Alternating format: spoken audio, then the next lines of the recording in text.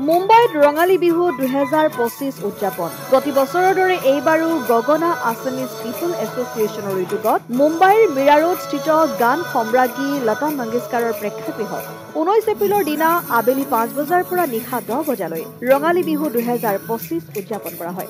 গগনাৰ সভাপতি অমৃত প্ৰীতম দত্ত আৰু জুৰি চলিহা লস্কৰে আঁঠৰা অনুষ্ঠানটিত গগনাৰ জ্যেষ্ঠ সদস্যসকলৰ দ্বাৰা বন্তি প্ৰজ্বলনেৰে আৰম্ভ কৰা হয়। অনুষ্ঠানত মুখ্য অতিথি হিচাপে উপস্থিত থাকে অসমৰ তথা মুম্বাই স্থিত বিশিষ্ট হিন্দী সাহিত্যিক আৰু জীৱনীকাৰ ডক্টৰ সাৱৰমল চাংগানেৰিয়াদেৱ। তেখেতে ৰূপকোঁৱৰ জ্যোতিপ্ৰসাদ আগৰৱালা আৰু মহাপুৰুষ শংকৰদেৱক ভাৰতৰ জনমানসত প্ৰতিষ্ঠা কৰিবলৈ দুখন জীৱনীমূলক গ্ৰন্থ প্ৰকাশ কৰিছে, যি হিন্দী ভাষাৰ লগতে মাৰাঠী আৰু দক্ষিণ ভাৰতৰ আন ভাষালৈও অনুবাদ হৈছে।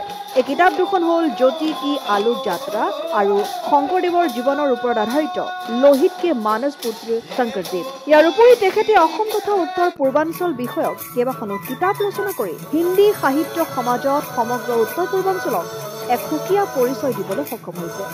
অনুষ্ঠানত ৰাইজে মল্লিকা ঠাকুৰীয়াৰ লোকগীত, শিশুসকলৰ দলীয় নৃত্য, গগনা মহিলাসকলৰ জেং বিহু, তৰণ লস্কৰ আৰু এডনিত চৌধুৰীৰ সুৰ সমলয়ৰ অনুষ্ঠান, পৰিস্মিতা কাশ্যপ আৰু সংগীতবৃন্দৰ মাৰাঠী লাউনী নৃত্য, ধৃতিনয়না দাসবৰা আৰু সংগীতবৃন্দৰ সত্ৰীয়া নৃত্য, নিশান্ত হাজৰিকাৰ কণ্ঠত আধুনিক গীত, গগনাৰ সদস্যসকলৰ আধুনিক অসমীয়া নৃত্য, নবী মুম্বাইৰ কল্পতৰু শিল্পী সমাজৰ হুঁচৰি আৰু অনুভূতি কাকতি গোস্বামীৰ কণ্ঠৰ গীতৰ শৰাই উপভোগ কৰে।